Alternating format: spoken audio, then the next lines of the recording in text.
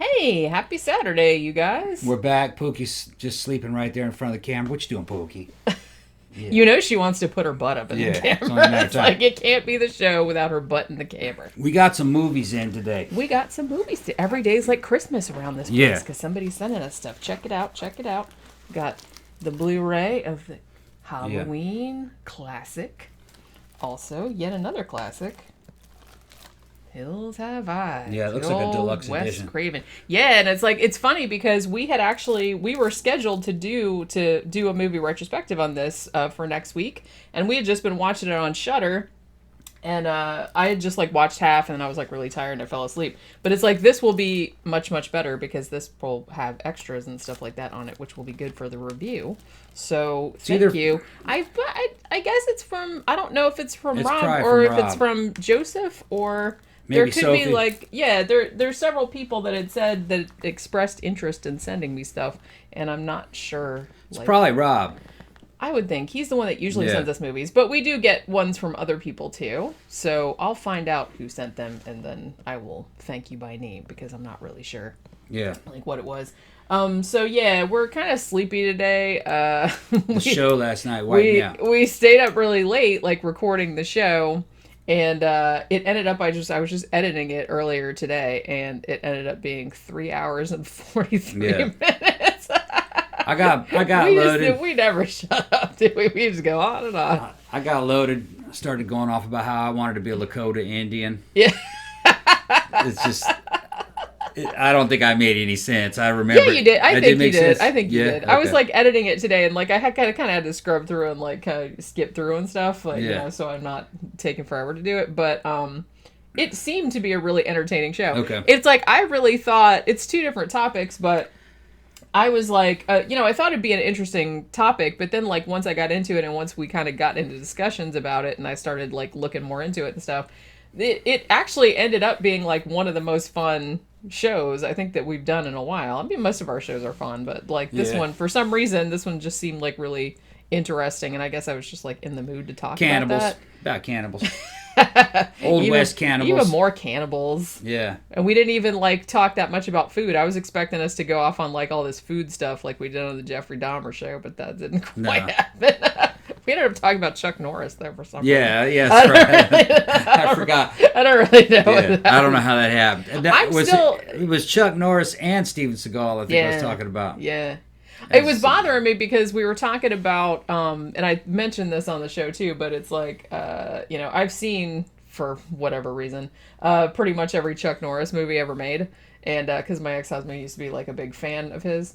And so he kind of forced me to sit through all of them. And you know what I mean? So wanted you to appreciate the Norris. I guess. So how it's like, good Chuck was. So I've seen all of them, but it's like I'm not really into like most of his more action movies. Like the Octagon was good. But there was one, and it's driving me... Oh, I just remembered, and I couldn't remember on the show. I said the only one that I really liked was he was in a sort of horror movie, like where it was like a serial... He was like after a serial killer. There was like martial arts and shit in it, obviously, because it's Chuck Norris that we're talking about. But it was more focused on the serial killer, like the thriller type of aspect, and I liked that. Silent Rage, that's the fucking name of it. Yeah, I was trying to like think of it last night of the show. I'm like, what the fuck is the name of that movie? It was like right on the tip of my tongue, and I couldn't think of it, and then I just forgot to look it up. But yeah, I just remembered it like 20 seconds ago. I'm not 100% sure how he became an action movie hero. This is because of Bruce Lee. Yeah. That had to have been. Yeah. Well, because that's how he got his start in one of the Bruce Lee movies, because he fought him. Yeah. In one of the movies, because Bruce Lee trained him. Right. Like for a time. And I really didn't like Bruce Lee movies. Well, he only made like 4. He made like 4 of them, and I just didn't really think there was anything really to them. You know what I mean? I liked Enter the Dragon. Yeah. Kind of. I can't remember anything about them. Yeah. They didn't really stick with me. I saw it a bunch of times. Oh, cat butt. Yeah, she's I knew stretching. it. Where are you going? See if she can open the door. Yeah, because I think the door of the office is closed. You might have to go over there and open it. She's got her little hand, though. Come on, Poop. She's probably like... Come on, Poop. Oh, you don't want to go out? She's like, oh, okay, I can be stuck in here. That's all right. She's so funny. She's like all last night she slept in between my feet. I'm not really sure why. Yeah. I don't know why that is. She just likes to sleep by mommy, I guess. I don't know why Chuck was a thing. I thought all of his movies were pretty bland. They are very... There really wasn't much to them, I didn't think. Yeah, it's very strange how he kind of became this big, like, cultural phenomenon. Yeah. Maybe that's why, because he just seems like this very... And I think I said this on the show, too, and it's like, I just don't think... He's not very charismatic, you know what I mean? No. Like, I think I've seen most all of them, and I always just felt kind of like, why? What's this movie about? You know what I mean? The missing in action ones where he was, and the Delta Force ones, I remember that they were kind of a little more amusing. Yeah. But the other ones, I just thought they were just not much to them. He doesn't have like a real distinctive personality. And it was kind of like, he felt like it was over. You know what I mean? Even back in the 80s, it felt like it was over. Yeah. Like it was being replaced with Sylvester Stallone and Arnold Schwarzenegger and, and even... the guy from Die Hard, Bruce Willis. It felt like they were the main players at that time. Well, because they were more like a character, right? And I mean, Bruce Willis didn't even start out as an action star. He started out as like a comic actor. Right. Whenever I saw Chuck Norris movies, because I rented it. Yeah. And you know what I mean? And it was like a B title. I'm like, well, this is the only thing that was available right now. And I was just watching that. Yeah, we didn't have like a lot of choice back then. You just kind of had to take what was on the fucking shelves at Movie Gallery. And I can't really remember anything about Chuck Norris movies. But other movies I can remember. I can remember Stallone movies. Yeah. Even his bad ones. Like I remember Cobra. That was a bad one. Well, yeah, but that was like really cheesy and fun. Yeah. Did you see Over the Top? Yeah. That, with the... Of course I did. Don't you remember that was my military school? Oh, that's right. That's right. The one with the fucking... Didn't he do... What was the one with the... Which was funny. They used the cadets from my school. They actually... My headmaster, Colonel Shehe, was in it. I think I had just left. I had just gone to Brazil when they used it. All right. But they didn't use the location. They didn't... They used some of the locations, but other locations were not the school. Oh, okay. Because they didn't want to interfere with the daily school operations, too. You know what I mean? Well, yeah, you can't, have all these little kids. And I guess they didn't think the campus looked as good as what they wanted. Some of the shit looked like it was fucking done near Arlington Cemetery or something. Big marble fucking... Yeah. And that wasn't, The front of the school had some cannons out in front of it. And it just like a white house with columns. But, just... They filmed a lot of it at another location. Yeah. I can't remember if I ever sat through Over the Top or It was not. bad. It was very bad. Well, I remember seeing the trailers and being like, who the fuck thought that was a good idea? And that was like whenever the fuck that came out. Well, we actually saw... it's kind of like Roadhouse. But Roadhouse was better. Roadhouse is a delight. Roadhouse. It's so bad, but it's like so entertaining. I think they were trying to... I don't know what came out first. Maybe Over the Top. Roadhouse, I think, was 87, maybe? Yeah. When was Over the Top? I thought Over the Top was like... A lot earlier. I thought it was 1990, to be honest. But I could be totally wrong. Over the Top was a lot earlier. I could be totally wrong. No, I think it was mid-80s. Maybe 85. Something like that. And then wasn't there also Cliffhanger... Which I don't think I ever saw, I never sat through the whole thing. However, Shitcase Cinema, I believe, did a retrospective on it, and that was very funny. This is how dumb Hollywood is. They wanted to reboot Cliffhanger, okay? Well, they're remaking everything. They want to remake Cliffhanger, but not with Stallone, even though I think that's his property. I think he produced the original one. He might have, yeah. And it bombed. Okay. Well, yeah, because it's a dumb idea. It's a fucking dumb idea. They want to reboot that movie and then gender swap fucking Stallone to a female. Well, that wouldn't work. Well, the thing is, why don't they just make a mountain climbing movie with a woman if they want to do that? Well, that's what I'm saying. And just call it something else. That's just how dumb corporate Hollywood is. Because Cliffhanger, it's not like it's some beloved property from back in the old days. But they could afford it, I guess. That's not going to happen now because they were talking about that before the pandemic. But yeah, it's a fucking stupid idea. It's what fucking corporate fucking jackholes, the way they think. They're like, oh, that was a Stallone movie. Oh, that's got fans. Yeah, but name recognition. But let's not use Stallone, all right? We'll gender swap it out to a female because we don't want Stallone's fans, well, who are you fucking shooting for? And do you think people who are not fans of Stallone will go see Cliffhanger because Which is a Stallone's not in it. Yeah, because pretty much the only people that would watch the original So it would Cliffhanger be are fucking Stallone Stallone fans. So Nobody it's- else gives a shit about it. But it's just how Because stupid. it was a terrible movie. Yeah. It's just how stupid corporate executives are. They're just fucking stupid. Well, I just You know. feel like, yeah, they're just kind of like their whole thing is, well, name recognition. They don't really think, they don't seem to think through, like, They you know, don't think- the fan base for the particular film. Was this film even popular with the fans? Would anybody? And Exactly. the thing about it, too, is that this happens a lot with horror remakes. And I'm not saying that all horror remakes are bad, because I've seen some good ones. But it really does seem like I'm not really sure who they're trying to target with the audience, because I said, you know, hardcore fans of the original are not going to be real receptive to a remake because they're sick of that happening. And then it's like you have to kind of water it down, make it PG-13 and stuff like that to get to a wider audience. And it's like those people are probably not going to give a shit about it either, because it's like they don't have any nostalgic attachment to the original. So it just seems like there's two different audiences and you're just like whiffing it in both cases. Exactly. And that's what the corporations did with both Star Trek and Star Wars. They're like, they didn't know what made Star Trek or Star Wars great. They didn't know, they didn't care. They just know that it was a property and it was worth money. And they were like, let's make it and then they're like, we don't really want the original fans. We want more than the original fans, because the original fans is a small group.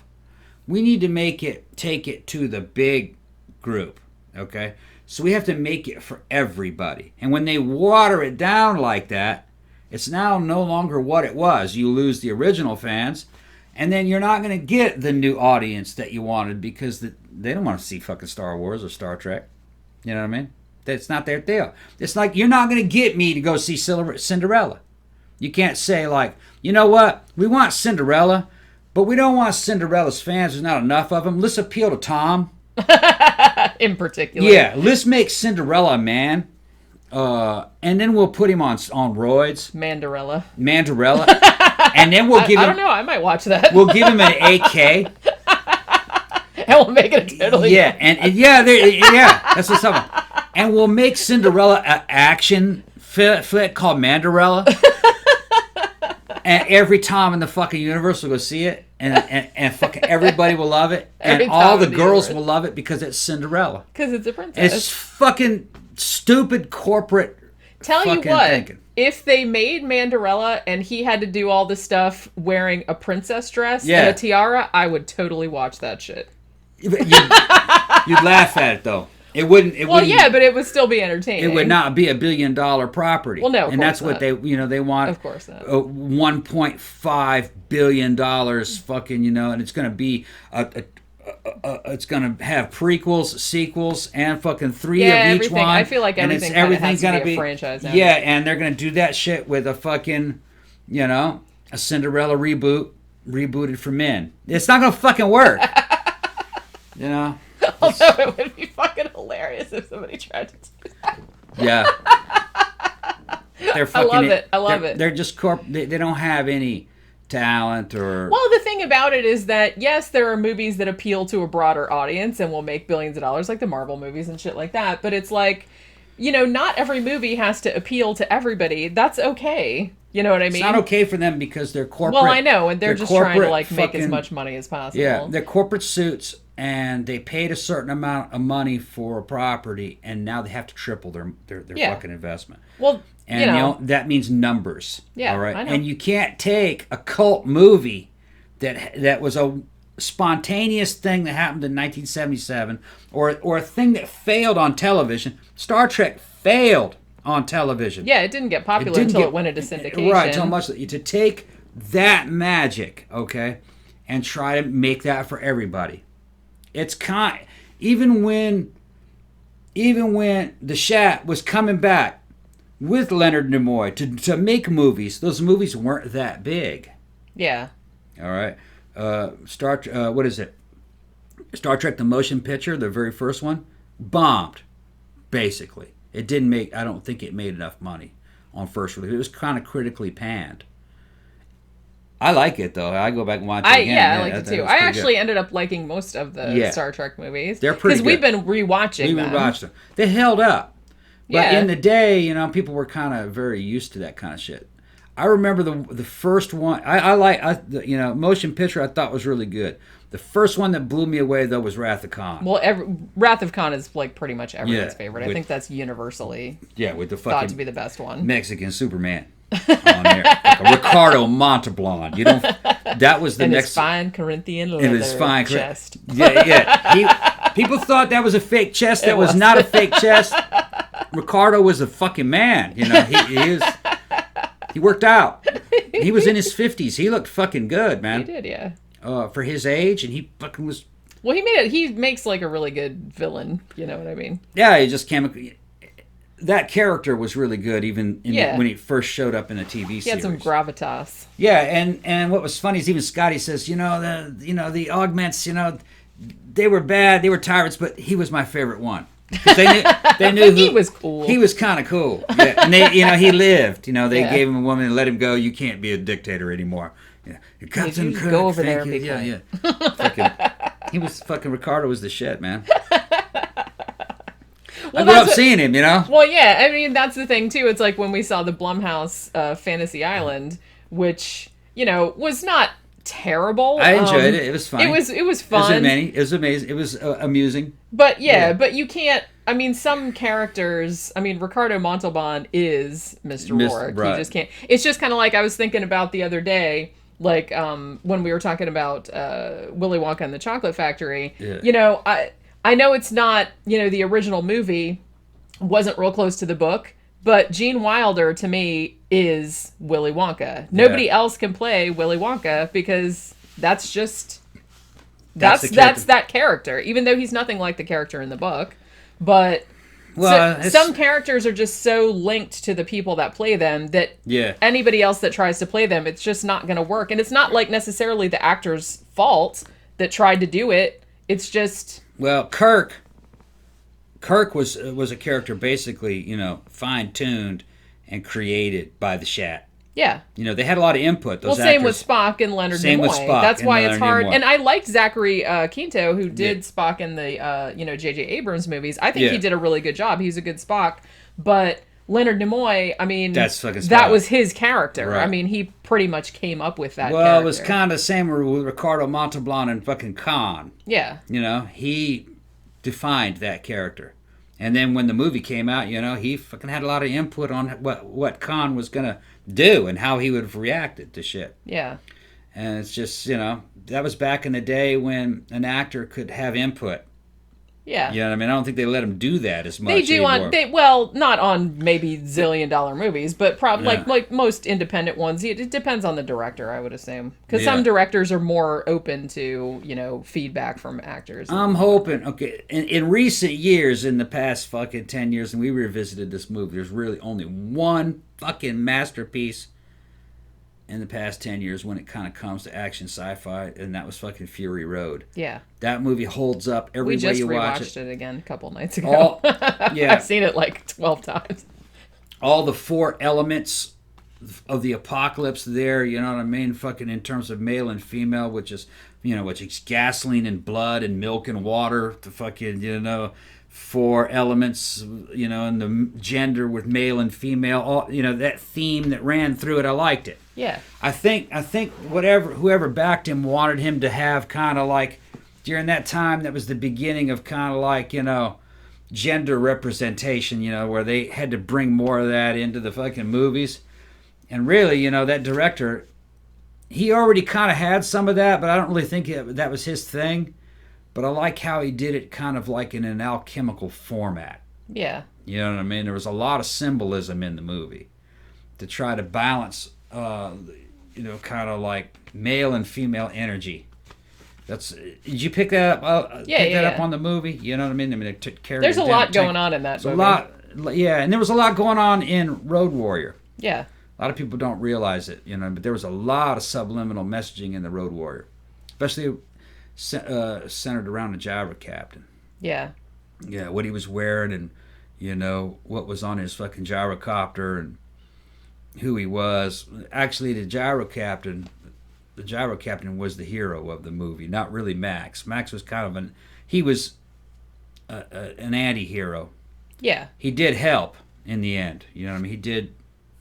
He was honorable. He did help those people out, but hey, kitty, what you doing?